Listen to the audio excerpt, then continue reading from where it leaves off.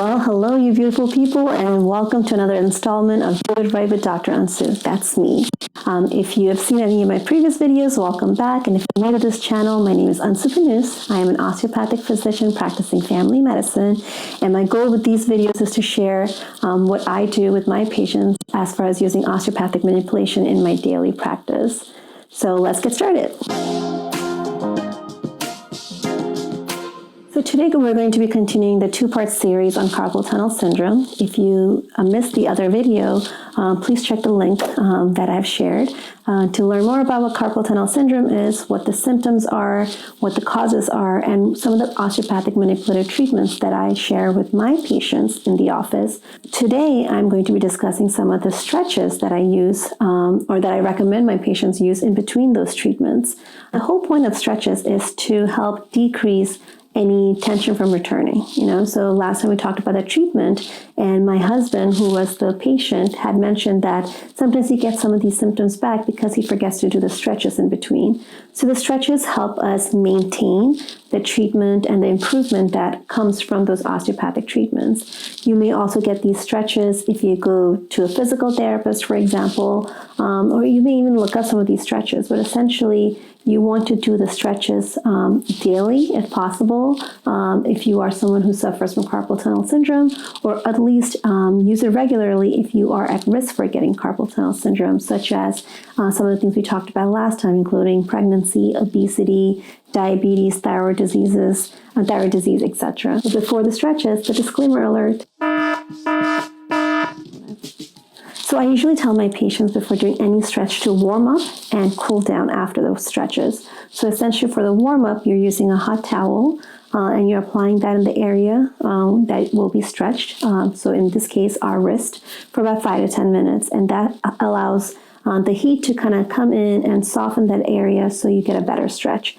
Once you're done with all your stretches, I recommend cooling down, and that is with using a bag of ice or a bag of frozen vegetables, anything you have on board, essentially to put in the same area where you got the stretch to decrease any inflammation, because of all the movements, the blood is going to rush there.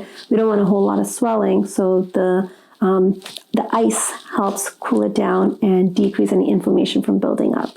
So make sure if you're going to be doing these exercises that you warm up before the stretches. So before we start off, we're just going to do some gentle wrist roll. And essentially what that is what it sounds like. You're rolling your wrist. You're not moving your entire arm. It's just the wrist. This is the area of concern. And if both arms hurt, you can do both, but we're going to just stick with one. And you are doing these gentle rolls.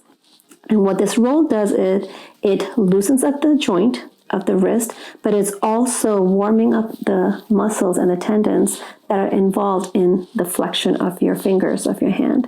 So just gentle rolls. And next, you start off with the wrist extension stretch. So essentially, you put your arm out and you're making an L with your fingers, and you don't push it with this hand.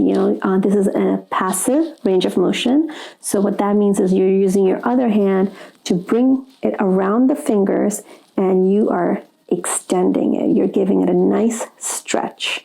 And you usually hold this position for about 10 to 15 seconds. And once you're done with that, you again go back into the roll.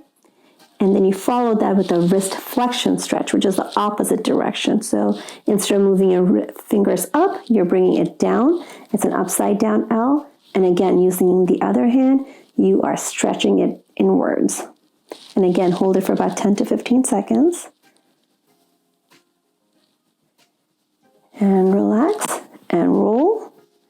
And you do this on repeat for about 5 to 7 reps.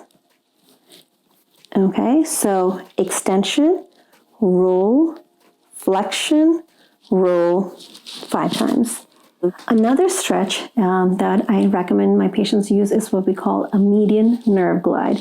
Remember, the nerve that goes through the finger, goes through the carpal tunnel, is called a median nerve, and that's the nerve that sends messages to these 4 fingers. So essentially this stretches to, again, take some of that pressure and compression off of the median nerve.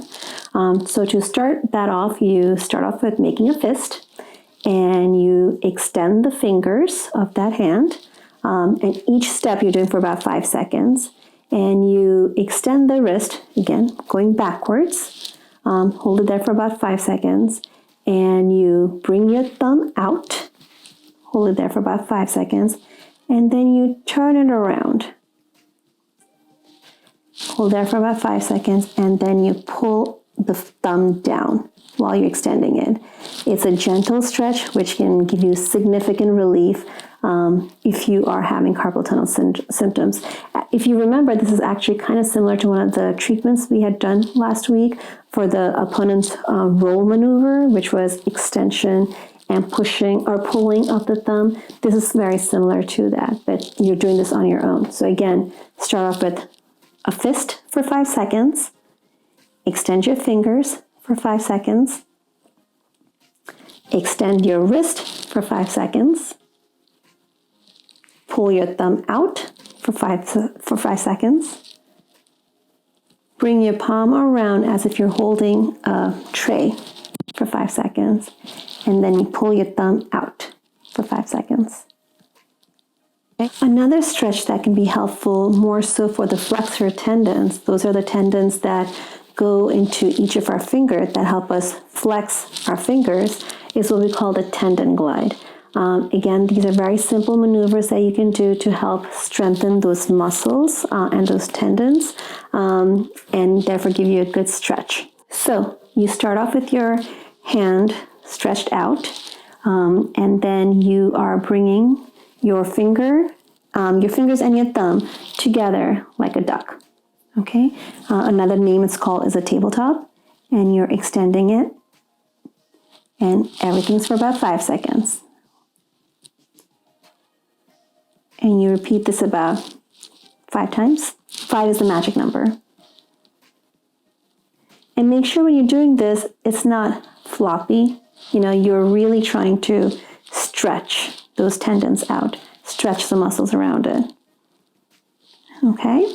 The other stretch you can do, another tendon glide you can do, is what we call the hook. So essentially you're taking the tips of your fingers and you're turning it into little hooks. Okay, so you're not closing your fist up, you're just making little hooks. And you open them up and close and open it up. And again, you're doing this about 5 times. Another thing you can do while you're doing this is close your fist up and open it. So essentially it's a 2-step. You're hooking it, closing your fist, holding there for about 5 seconds, and undoing it. All right. Finally, you have the closed fist, where you are taking your fingers, and instead of bringing it to the center, you bring it all the way to the bottom. So you're closing it, holding it for about 5 seconds, and open. And repeat it 5 times. Close and open. Close and open. So we talked about the wrist rolls, the wrist extension, the wrist flexion, the median nerve glide, which was the straight, extend, pull out, turn around, and pull thumb out stretch. And finally, the tendon glides, which we just finished. Doing these stretches regularly can make a huge difference on how your hand is feeling. The tendon glide is really helpful, especially if you're feeling weakness of your hands from the carpal tunnel syndrome, weakness of the muscles of your hands. So these are really quick stretches that you can do, in between your daily schedule, just to kind of help relieve some of those symptoms. Please remember, if you're feeling any pain or any discomfort or worsening of any of your symptoms while doing these exercises, please stop immediately and consult your doctor. So this concludes our 2-part series on the carpal tunnel syndrome. I hope that it was beneficial to you. If you used any of the treatment or the stretches and it worked, please let me know. Please share a comment down. If you tried something and you have questions about it, please share also. I would love to answer your questions. If you feel like you're becoming an osteopathic medicine believer, please hit thumbs up and like this video, and don't forget to subscribe to my channel. But until then, please take care, stay safe, and please come back next week to learn how to do it right with Dr. Ansu. Take care.